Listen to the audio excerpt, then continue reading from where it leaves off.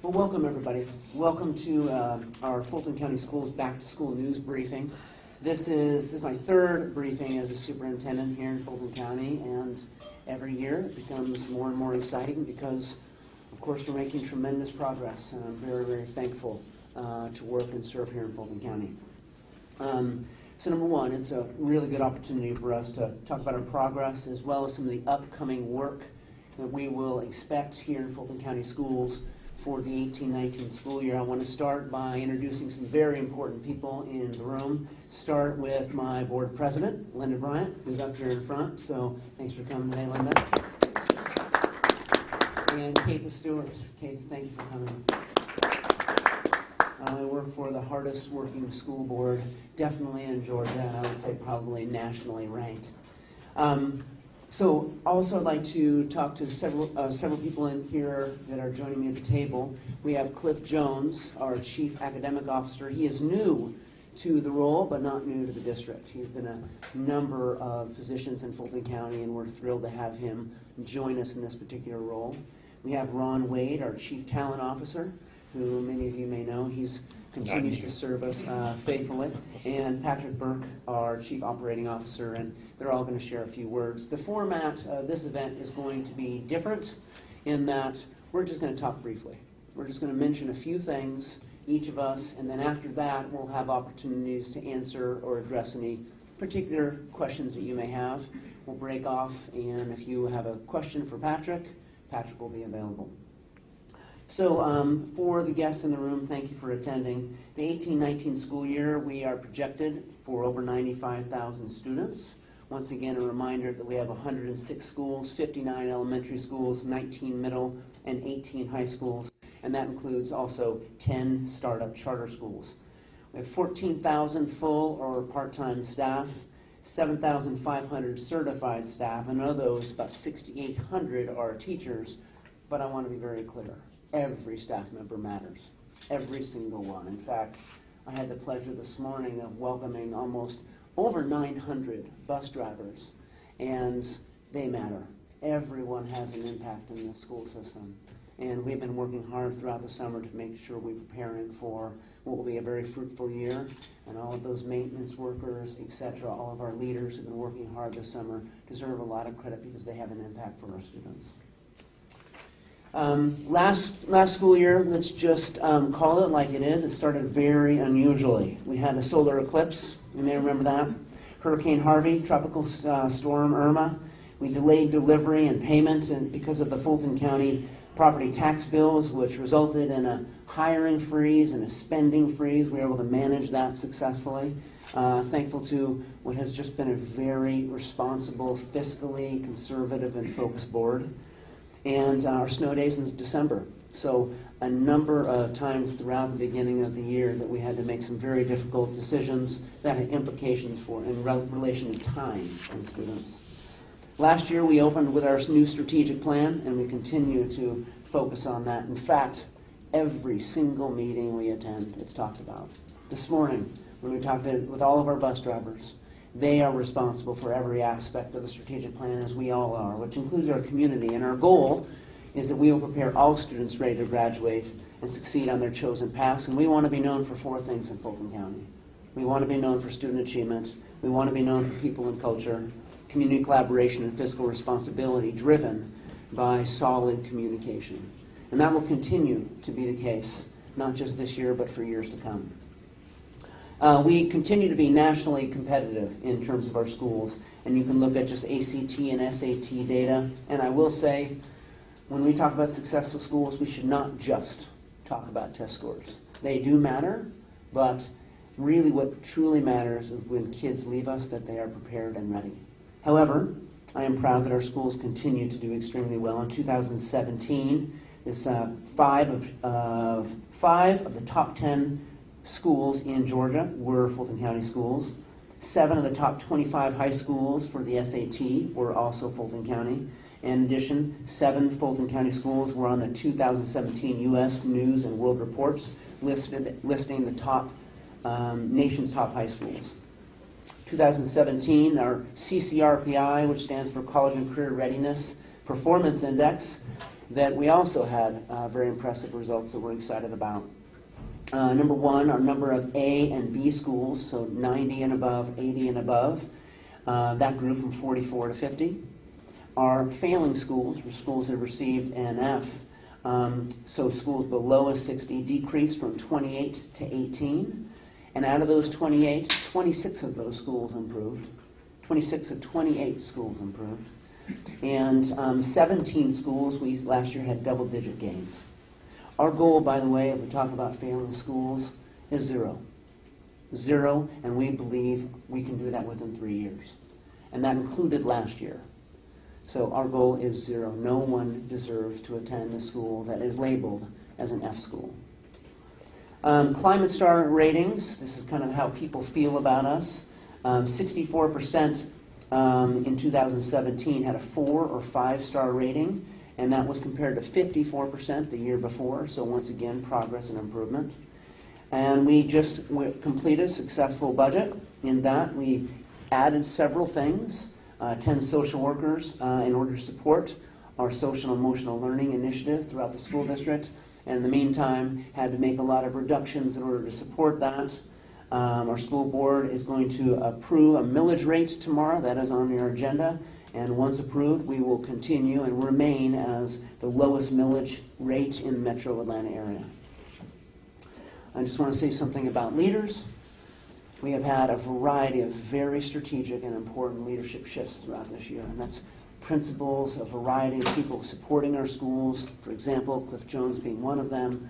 My goal this year is to lean every time I can into supporting our leaders. And that is something I just want to be extremely clear. That is my job, to ensure that we are working cohesively together relative to what is the Fulton way. And we are going to be very descriptive, and we are going to support our leaders to make sure that we are working cohesively as a focused team, because leaders make a dramatic difference in the lives of kids. And then lastly, we had a really, really difficult year, not just in Fulton County, but throughout our country. Last year, the shootings in Parkland, Florida, Lexington Park in Maryland, and Santa Fe in Texas, they shook us all. And I know for a fact that even prior to this traumatizing time in our country, Fulton County continued and has continued to focus on safety. We believe that we have a very impressive infrastructure. We believe that we are continually adding. We added officers last year. We've added automobiles for officers to be extremely mobile. We believe that kids need to be safe and they need to feel safe. And this is a difficult time for parents as they send their children to school, and I am a parent. And I want to say, even though we are very proud of what we've done in the past, we are not done. We need to continue to focus on what safety means for our students. Currently, we have a committee working that will bring new recommendations to our school board within the next 2 months. And the goal there will be to say this will be the next layer of added security and safety for our students. And by the way, that will take us spending some of our budget to do so. Our board is committed to safety for our students, so there's definitely more to come, and we will, of course, address any questions later that you might have on that matter. So once again, thank you very much for coming. I appreciate everybody. So with that, Cliff. All right.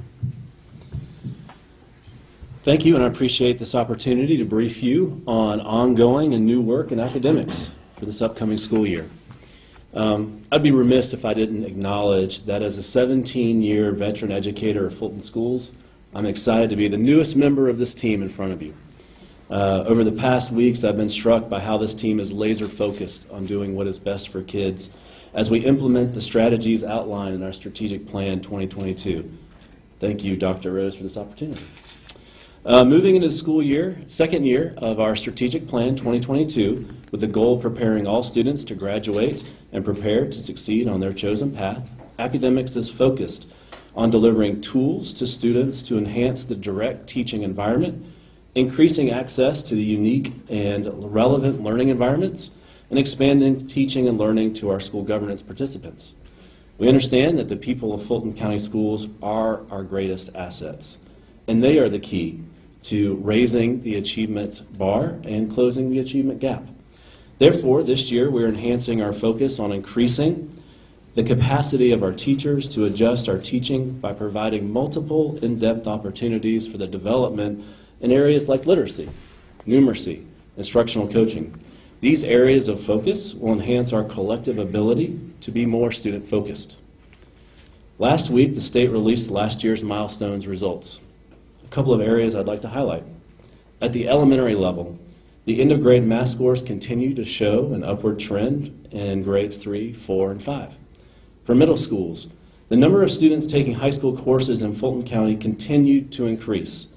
This reflects the board's commitment to our policy of continuous achievement, which supports students and parents, and the ability to move through curriculum based on that student's competency. Even with the implementation of new standards in social studies and science, Fulton students made gains in grades 5 and 8. At the high school level, proficiency for students taking end-of-course tests exceeded the state in all tested grade levels. Proficiency in biology, physical science, algebra, geometry, U.S. history, and economics all showed gains. There are certain areas, schools, and grade levels where we're not satisfied with our results. Utilizing our school strategic model, district support based on achievement tiers, flexible, tailored, and intensive, allows us to work with the schools and based on their academic results and needs. The strategic approach recognizes the different needs in our schools and our communities and allows us the ability to ensure our students are learning and ensures our schools are performing. Last year, Fulton completed the deployment of 65,000 devices, one-to-one devices in middle and high, and class sets in elementary. To complement this device and hardware commitment, our students have access to a single sign-on in a digital environment called Launchpad.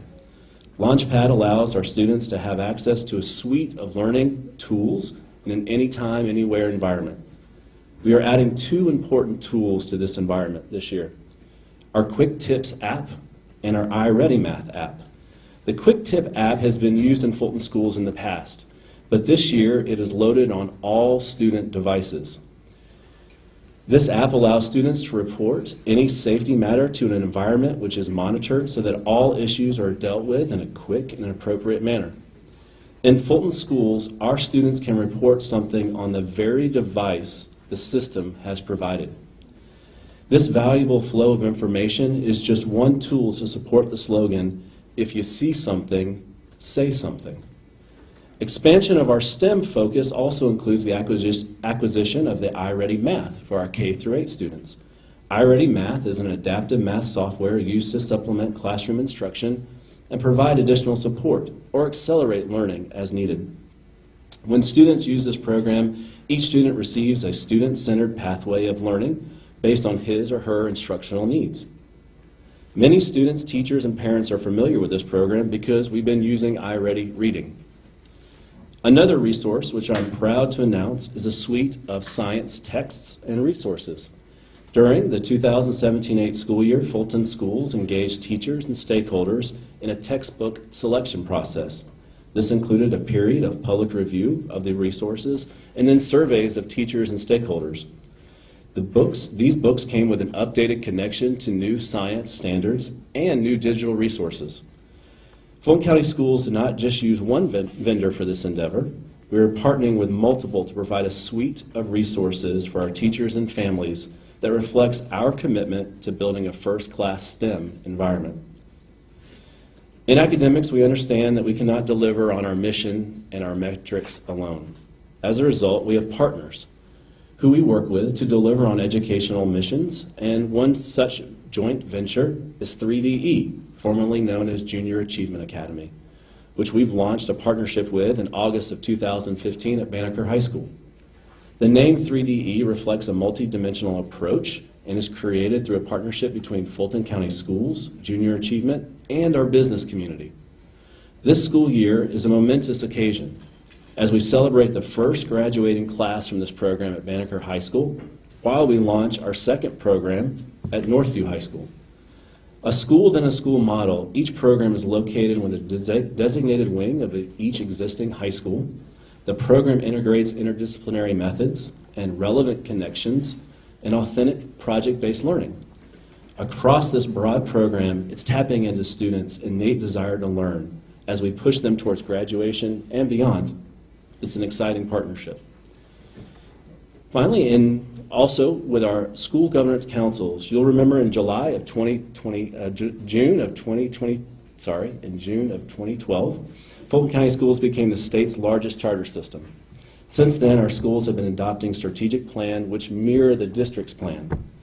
We've provided countless opportunities for local stakeholders to play a partner. That includes parents, some cases students, and even the business community. To support the charter system, learning and teaching goes beyond the walls of the classroom. It extends to parents and council members. Last spring, we held over 15 training opportunities to almost 200 newly elected council members. In 2018, our school governance council's elections, we had 15,000 people vote for 226 parents in 127 positions and 177 teachers in 93 positions. This data reflects a deep commitment to our charter system in all of our communities. The training of our council members is purposeful, and its objective is to have an effective school governance council in every school across our district. This fall, we will have 10 new trainings and opportunities for school council members. Also, in addition, 2 weeks ago, we launched our first ever school governance conference. It was on a Saturday. We had 200 attendees. This strategy to train and support our school governance council volunteers is purposeful and evolving. With that, I want to thank you for your interest and support of Fulton County Schools and hand the mic to Ron Wade. Good morning. Well, after 25 years in the district, I'm still excited and proud to be a member of a progressive system like Fulton County. And this is always, after 25 years, an exciting time for me.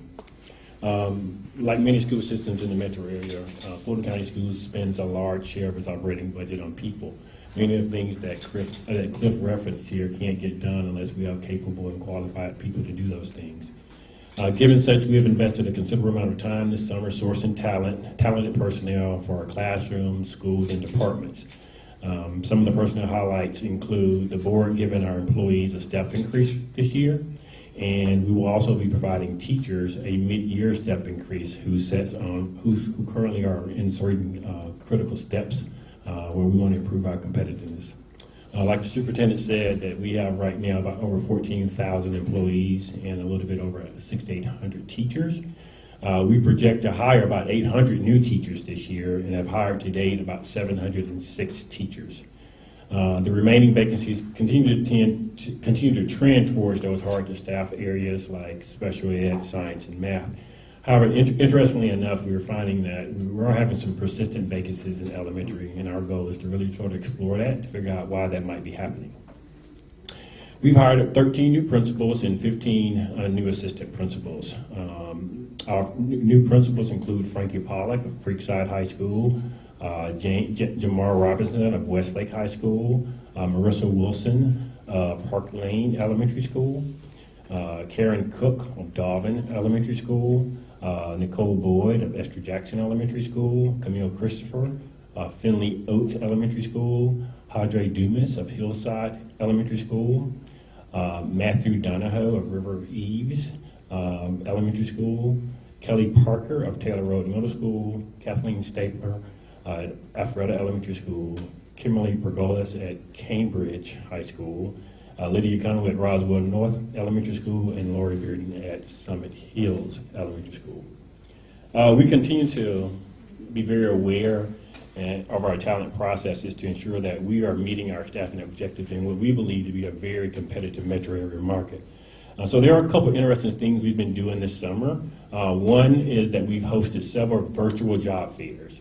This has made it convenient for out-of-state candidates to engage with our principals and staffing personnel, and we've had close to 250 registered participants in our virtual job fairs. And I think most exciting, particularly for me, is that last week Fulton County Schools welcomed 49 college students into what we call our first step. That's Fulton County Schools' first ever year-long student-teacher program. Let me restate that. That's a year-long student-teacher program. It includes a $3,000 paid stipend. These interns will be hosted by 18 schools across the district as they engage in clinical experiences that go way beyond the traditional student-teacher experience. I have to admit, I was there over the weekend. I was there last Thursday, and those student teachers were extremely excited about the possibilities. The goal for these interns is to fully immerse them into the teaching experience. We really want them to have the ability to build solid relationships. Our university partners include Georgia State University, Kennesaw State, University of West Georgia, Clark Atlanta, and Spelman College. No other district in Georgia or possibly the Southeast has taken this bold move to strengthen student-teacher development in the new teacher pipeline. No other district in the state of Georgia has taken this bold move to improve new teacher development. Overall, we're confident in our ongoing efforts to hire quality people and expect this to be a positive year for teachers and staff. And in turn, it will be a positive year for our students. Thank you. Patrick? Thank you, Ron. Well, I'm going to give a quick overview of key operations areas, and then I'm going to do a bit of a deeper dive in 3 specific areas: school safety, construction, and transportation. Let me begin by saying good execution doesn't happen on accident. It is the result of great planning. Our 768 route buses will travel a combined 1.5 times around the earth on each day of school this year. The over 1,600 bus runs have been finalized, and route information has been on our website since the beginning of July for our parents to access. As Dr. Rose mentioned, our drivers have been gathering this week for annual in-service training. Parents may see buses driving around neighborhoods. Don't get nervous. That's just practicing for next week. Our 95 commercial kitchens and cafeterias will serve approximately 71,000 meals a day this year, including breakfast, lunch, and snacks. Cafeteria managers were back in service last week. Remaining cafeteria workers are coming in this week. Our equipment will be tested, food will be received, we will be ready to go. There is one change for parents this year. There's no change in food or in lunch prices. However, there is a 5-cent increase in breakfast prices this year. Our facility services team manages the day-to-day maintenance and operation of almost 15 million square feet of space, and that team has been very busy over the summer. The team has responded to over 3,900 work orders this summer. That's over a 50% increase over last year's work order numbers, so they've been very busy.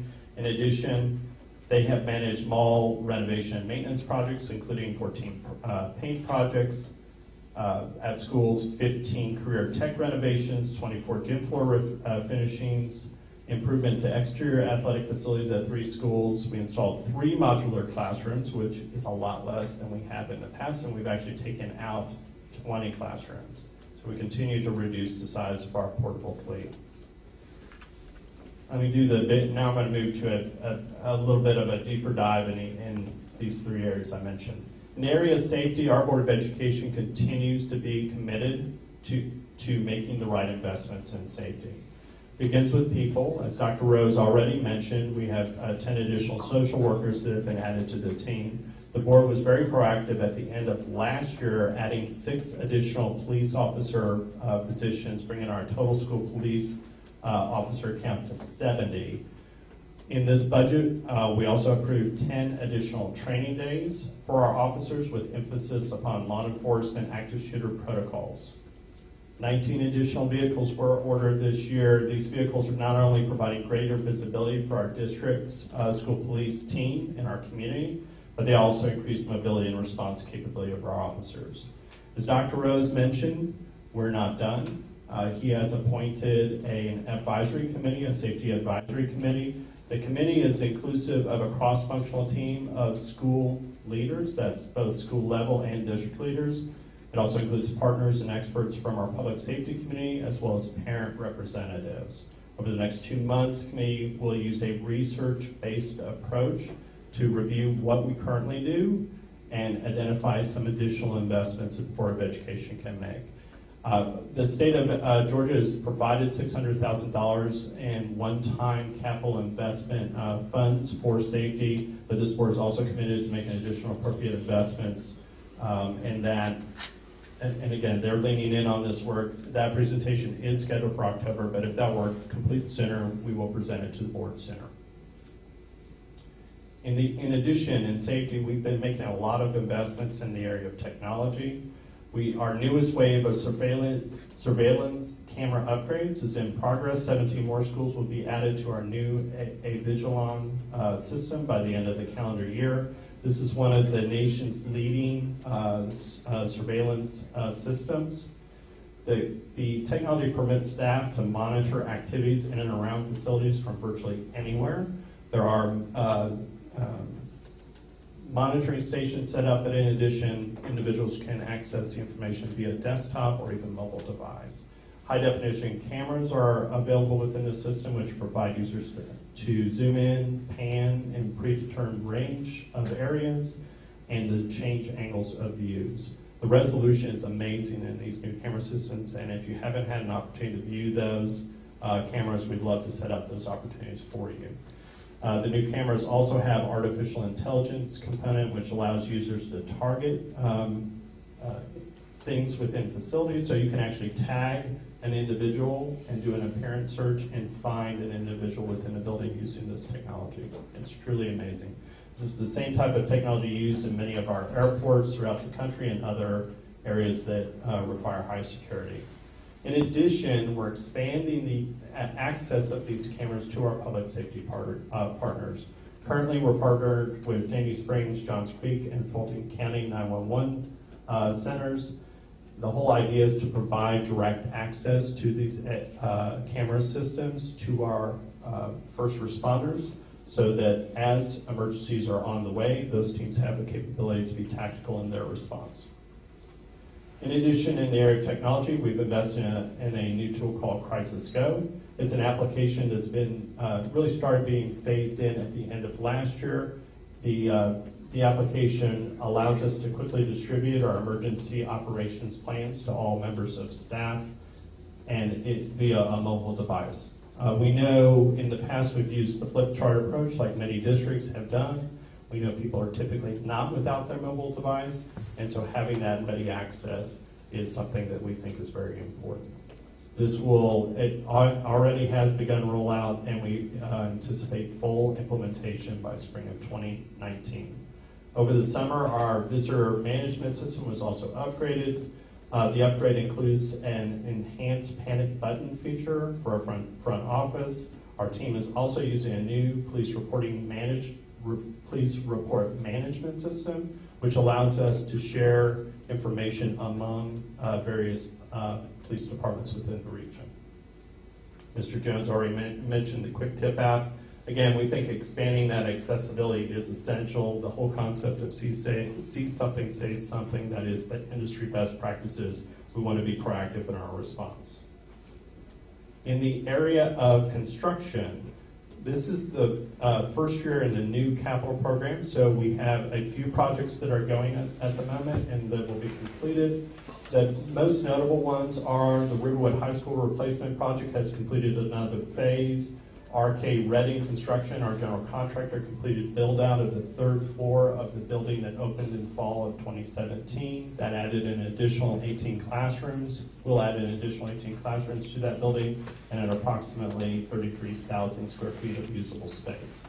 We will be progressing on other additions related to the Riverwood project this year, including the new cafeteria, new media center, and additional instructional spaces. So that work will continue throughout the year.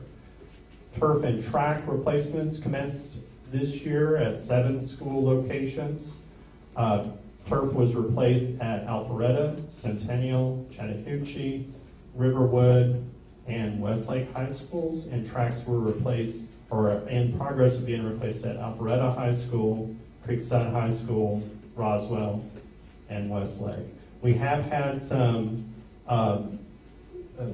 we identified some need to do some additional reclamation work under the surface at 3 of those high schools, Alpharetta, Creekside, and Roswell. So due to that, we have had a little bit of a delay in completing those projects, but those delays will not impact the first football games. We've had renovations in 14 schools. 11 of those projects will be completed by the end of the school year. Media folks in the room, we have packets available for you in your media packet, so there's a deep dive on each of the projects.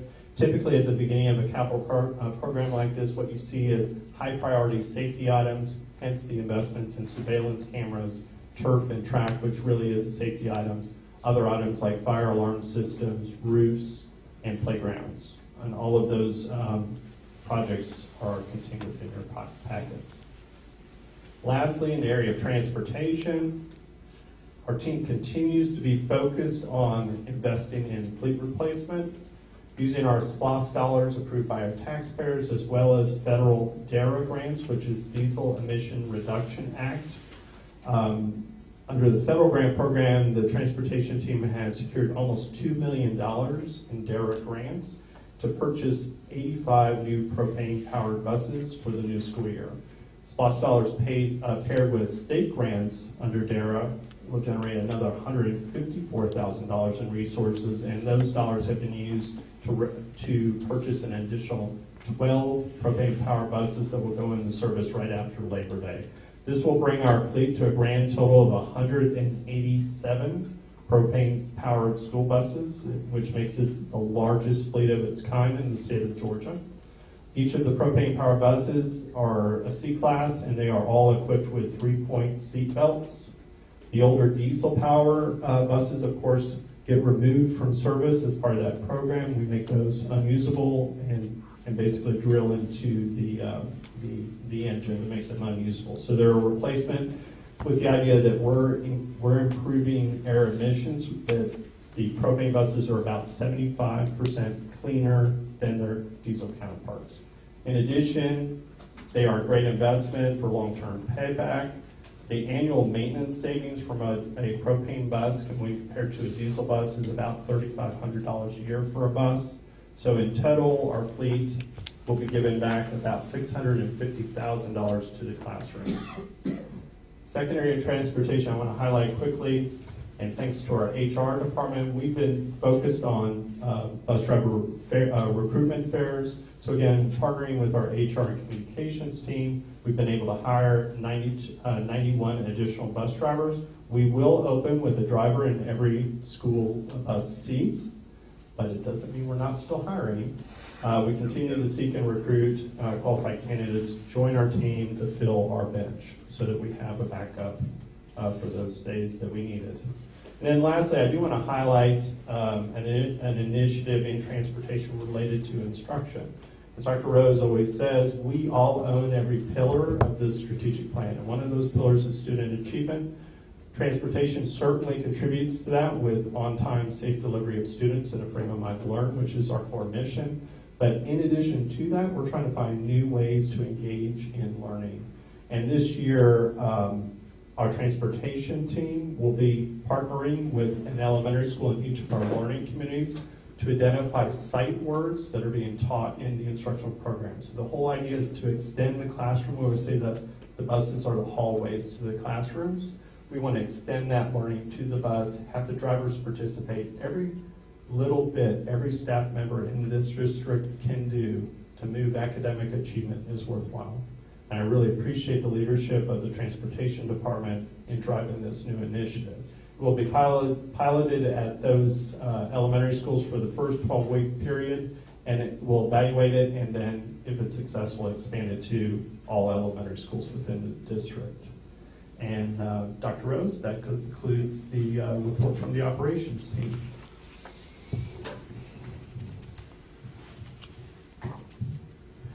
So I'm looking to communications. At this point in time, I believe we are complete, and we now become available for questions and answers.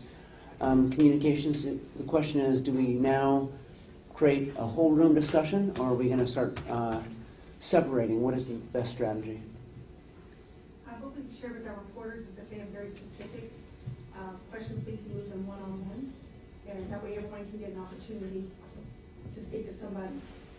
Okay, absolutely. So at this point in time, we'll just take a a break, and we will all remain here, and we will be available for any media questions along the way. We really appreciate, once again, everyone in the audience for attending, and we have some community members, etc., and so we appreciate also staff being here too.